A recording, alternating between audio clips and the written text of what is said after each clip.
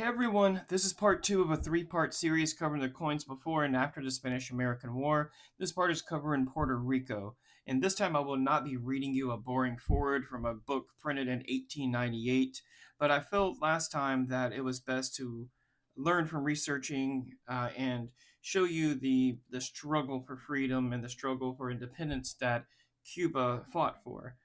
And for this video, I spent $9 on this fancy spinny wheel futuristic thing. And maybe you can click the like button, subscribe, comment, and maybe that'll trickle the communist algorithm to kind of help recoup some of the loss, or, cost, I should say, uh, showcasing these coins for you. But anyways, let's get into it. So if you were to ask most people, when did the United States become a global superpower? Most would say after World War II. Well, it really started in the forgotten war called the Spanish American War of 1898, which only lasted 7 months. We kicked Spain's ass. If I were to get into the level of details I'd like, this series would be many hours long, so I'm just going to stick to some of the basic history and a little bit of my own opinions, maybe. But the Treaty of Paris was signed on December 10th, 1898, ending the Spanish American War, with the United States gaining possession of Cuba, Puerto Rico, Guam, and the purchase of the Philippines for $20 million, marking the U.S. as a rising global power. It also led to Hawaii becoming a U.S. territory. Though it wasn't controlled by Spain, it became a strategic island as far as back as 1860, but in 1899, the U.S. built a Navy base after the Spanish American War to help protect the United States and the South Pacific a little bit more. Both Cuba and Puerto Rico were in similar situations. Both were close to the United States and seeking independence from Spain, so the USS Maine was sent to Havana Harbor to protect the U.S. interests during the Cuban War of Independence, and on February 15th, 1898, it exploded and sank, contributing to the Spanish American War. The sinking fueled public outrage in the United States, leading to declaration of war against Spain. The United States invaded Puerto Rico on July 25th, 1898, with limited resistance. The Foraker Act, officially named the Organic Act of 1900, passed and established a civil government for Puerto Rico. It defined Puerto Rico as an unorganized territory and established a government structure with a governor appointed by a United States president. It was later amended in 1917 by the Jones-Shafroth Act, which granted Puerto Ricans U.S. citizenship. Why couldn't Cuba just do the same? Well, Cuba wanted to be its own country. Jose Marti, a Cuban nationalist hero who died in combat fighting the Spanish in 1895, 3 years before the victory of the Spanish American War, led his people to push for nothing less than full independence. During colonial times, Puerto Rico would have had 1 reals, 8 reals, 4 reals, 2 reals, and even some maravitas, which are the copper version, kind of like the penny and nickels of the U.S. change, floating around if they had any coins at all. There wasn't a lot of coins, especially in the early colonial times. It was really just kind of like an agricultural exchange or even slave labor kind of stuff. That's just how the imperial or colonial times, depending on who you ask to phrase it. So pretty much the same thing. I think imperialism is an older kind of word, and colonialism is a new kind of word. They've all been around for a while, but regardless, this would have been the Spanish money that was going around, and pretty much these are the kind of coins that would have been floating around, if any, in Puerto Rico for most, like 99% of the time. Now there might have been some from other countries, but this is the main coin you would have seen, especially in for large purchases. Like an 8 real could have bought a week worth of food, or maybe if you like to spice it up a little bit, at least maybe a day or two worth of food. You could also buy tools because it was an agricultural country. Everything revolved around agriculture. So there was tools that were needed. There were supplies that were needed. There was even some mining. So some mining equipment could have been purchased with an 8 real. And for a couple years, probably less than two. I mean, really, because the Spanish American War started in 1898. Spain started minting coins specifically for Puerto Rico. And this is a Puerto Rico peso. They only made it for 1 year. This is the 1895 Puerto Rico peso. And you can see it has Alfonso XIII, who I'll get to, on it, and this is the only peso minted for Puerto Rico. And this is an extremely expensive and scarce coin. Even in this condition, that is about a $350 coin. That's what I have listed on eBay. In really good condition, these go for 6 to 8, even to $1,000 for just a Puerto Rico peso. I mean, if you know, you know. Yeah. But this is the kind of large money that would have been going around during colonial times. And it, like I said, it could have bought living expense or farming equipment or agricultural equipment, I should say. It could buy plenty of food. It could buy whatever you needed, and it was probably like a day or two's pay back then. Because historically, Puerto Rico's economy was heavily relied on agricultural exports, particularly sugar, coffee, tobacco.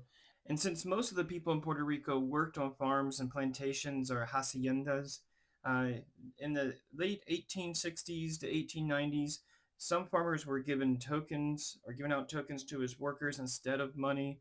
And this is an example of one that I sold. I sold this for $198. So that shows you how rare these are.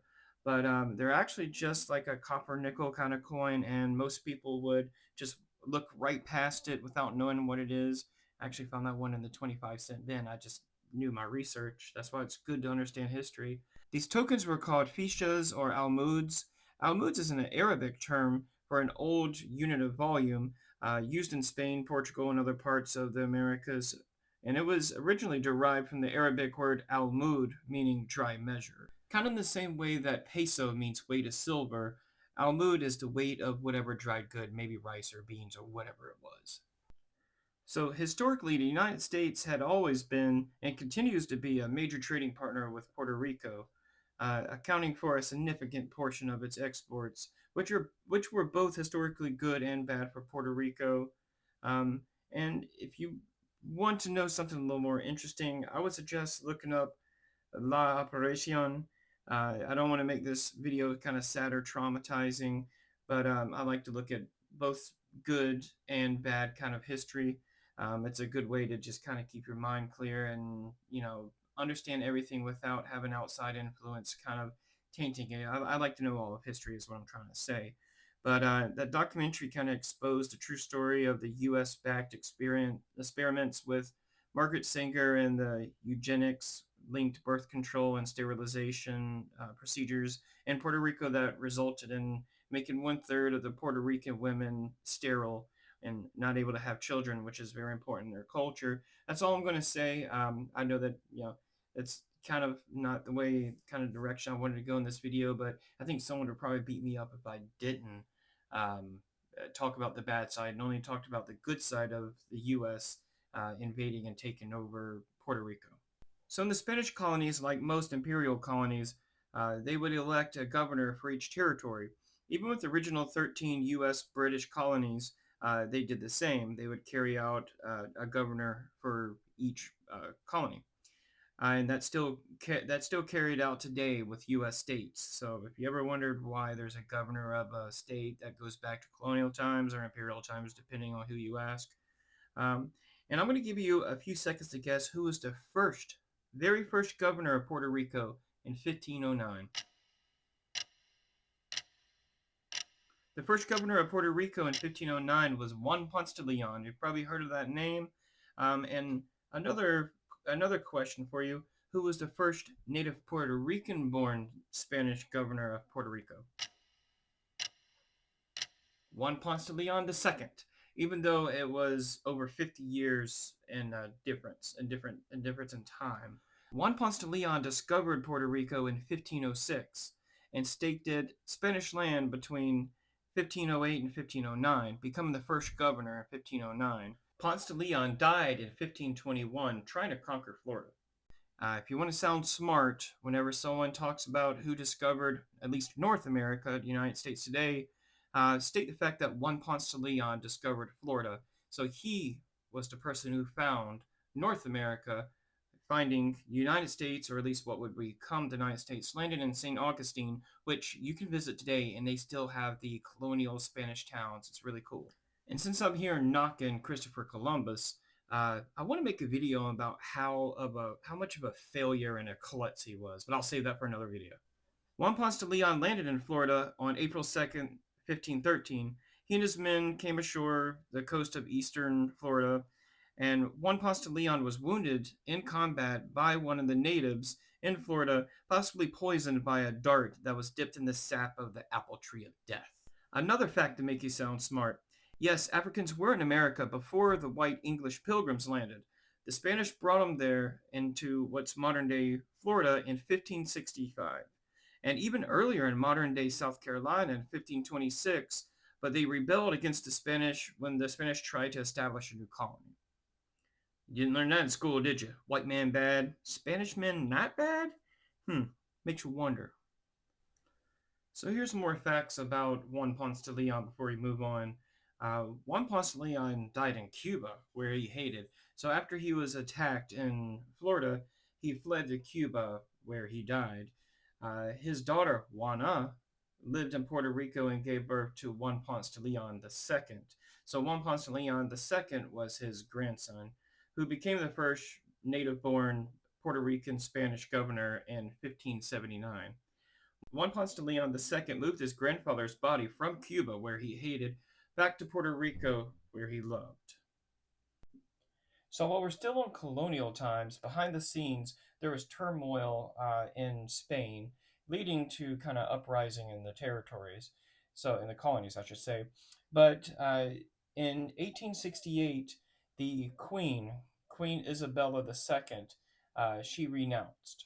So she stepped down, and for a couple years, there were no monarchy in Spain. This is a coin between that time when there was no king and queen. This is a provisional money. It was considered provisional time when there were no king or queen, no monarchy at that time. This might have made it to Puerto Rico, but I just thought I'd mention that real quick. So everybody knew that there was trouble in Spain, and Alfonso XII came in, and he was like a peacemaker. He really solved everything and got the colonies kind of back to normal, and especially Spain. This is Alfonso the 12th. Now, I mainly wanted to talk about Alfonso the 13th, who I wouldn't say any king is good because the kind of tyrannical kind of control they have, but I would say that Alfonso the 12th is my favorite. So I collect a lot of Alfonso the 12th, 13th coins. Sorry, Alfonso the 12th wasn't that bad either. He was really a peacemaker. Both of them were, but Alfonso the 12th was the father, and he died abruptly at the age of 27. He joined the 27 Club, and his wife was 3 months pregnant with his son Alfonso the 13th. So Alfonso the 13th became king before he was even born. He was when he was born, he had already been a king 6 months before he was born. It's just crazy. So they put him on the coin. This is a first portrait. So this is 1888. Here he was his portrait. He was a newborn baby, and as he grew up throughout the years, they changed the portraits. So this is the second portrait. You can see he has some hair there. These are probably the rarest portraits, and these are all Spanish coins. So none of these are Puerto Rican coins, but of course Puerto Rico was a Spanish territory, so these might have been the coins that made it around as new currency. And the third portrait is the most common. You can see here, and it's also the portrait that's on the Puerto Rico peso. And in here he was, if that's he was 9 there, so he was 9 years old there. I believe if I do the math right. I think he's actually yeah, I think he was 9 years old. I think I'm right. So this is the peso, and I have two of the uh, 10 centavos. It's kind of harder to see, and it's just smaller. It looks exactly like the peso, just a lot smaller. And here's one that someone turned into like a pin. I just thought that was kind of cool. So these coins go for about $100, $150 each, maybe even higher in good grades. There's a lot of fakes. So if you're concerned that you might have bought a fake or you're about to buy a fake, the first things to check is do not buy these coins from a dealer from a different country like Kazakhstan or whatever. You just tell them to go fuck a stand off, you know. you want to look at the price. You're going to pay a hefty amount for these coins. Look at the features because you'll know. I mean, especially if you start dealing with silver coins, you'll know what a silver coin looks like. And if you do have one, you want to hear the silver sound. You know what silver sounds like. You can't mistake it. And it's the same if you want to compare. You can get some U.S. quarters or something you might have. It should sound about the same. The absolute best way to check if your coin is authentic is to get a scale, set it to grams, and put your coin on the scale and compare what the result is with NGC. That's the website I use. But type like 1895 Puerto Rican peso and NGC and see what NGC says. NGC says 25 grams. You can see this one has a hole drilled through it and it's also a little worn. Do the same with other coins. This one's in a flip. I'll give you a tip about coins if they're in a flip. You can copy the flip, put it on the scale, press tear to get rid of the weight of the flip, and then weigh the coin, and it'll come out with the weight of the coin. Compare that, and you can see NGC says 2.5. This shows 2.44. So that's the best way for it to tell if any coin is real. See if the weight is correct, and the sound, of course. There's also a 5 centavo. It doesn't have the portrait of Alfonso XIII on it, and it's really thin, but they're still cool. I've owned a couple of them. They go for about 50 to 60 bucks. And there's also a 20 centavo, which is twice the size of the 10 centavo, and a 40 centavo, which is 4 times the size, but they look identical. And they're quite expensive. Before we move on to the post-war money, which is pretty much just a United States dollar, I wanted to talk about Alfonso XIII a little bit. He was born Alfonso Leon, Fernando Maria, Jamie Isidore Pascual, Antonio de Bourbon, and Habsburgo Lorena on May 17th, 1886. Imagine trying to remember and write that name down. His father, Alfonso XII, died when Alfonso XIII's mother was pregnant. So Alfonso was born already being king for 6 months. I'll talk about more of the struggles of having a newborn baby as a king of a country in another video so I can get into more details. But I will say that his mother, Maria Christina of Austria, she put 1,000,000% effort into making sure little Alfie wore the crown. In 1906, Alfonso XIII married Eugenia Battenberg, which was Queen Victoria's granddaughter. So in World War I, Georgie, or George V of Great Britain, and Willie, or William the Kaiser Wilhelm II of Germany, were both grandsons of Queen Victoria, and Nicholas II of Russia and Alfonso XIII of Spain were both married to Queen Victoria's granddaughters. That's just 4 tentacles of the British octopus tentacles. You didn't know you were going to learn this much, did you? Alfonso XIII was the only member of any monarchy to ever be nominated for a Nobel Prize. He was nominated for the Nobel Peace Prize in 1917 during World War I, where he remained neutral and treated soldiers on both sides at the same time. He lost to the Red Cross, but he was nominated again in 1933, in exile, after the Spanish Civil War. He was the only Spanish king to ever be recorded on video and audio, and his voice is something you should really hear. It transcends him from a figment of history into a real-life character. And he was only 11 years old when the Spanish-American War started. So the United States started picking on a little 11-year-old. It's kind of funny when you think about it. After the Spanish-American War, the U.S. replaced the peso with the U.S. dollar in Puerto Rico. Peso translates to weight in Spanish, historically the weight of silver. And even in Mexico and other countries, the debasement of silver in the peso led to it becoming backed by nothing. So basically the weight of nothing. And that's why the peso craters continuously, even until today. Like all fiat currencies, including US dollar, which is falsely said to still be backed by gold, although the government will never allow you to turn your dollars in for gold. Not since 1933, when the progressive president FDR stole all the gold from all the peasant serfs like us, the middle class Americans, while allowing foreign countries to get their gold. That's why coin shops still exist. We are the treasuries, and we will be the bank when the dollar fails. And you can see it even in other countries at the same time. So of course, Puerto Rico in 1895 switched from the 8 real to the peso, but Mexico did the same thing. And it wasn't anything to do with America or Spain, but it was that since they based their currency before the Spanish-American War on the 8 real, as you can see here, after the Spanish-American War and after the Spanish 8 real just kind of died off, it changed to the peso. And you can see it's the same weight. Let me turn this on.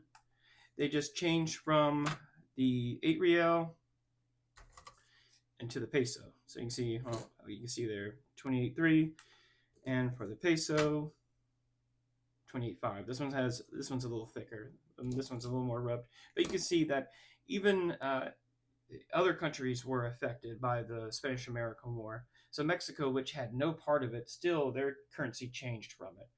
The only money actually minted or printed for Puerto Rico after the Spanish American War was the 1928 series $1 red note. And it looked just like this, but this is a $2 red note, but this is a 1928 series. They were really printed in 1933 as a response to the Great Depression. Money printer go brr. But while these notes were initially printed, they were not widely distributed and released into Puerto Rico. Instead, they were kept into storage at the Treasury. A vast majority of these bills eventually made it to Puerto Rico, but not until 1948, 1949. FDR was a socialist tyrant in my eyes. Why do you think the coin collectors hate the silver Roosevelt dimes? Even though I would stack them for the if you can get them for melt or less, you never know when the trend might flow and the demand might grow. And there's still silver pre-65. So I hope you enjoyed this video. Thanks for watching, and I will be working on part 3 soon. So I talked about the Puerto Rico peso.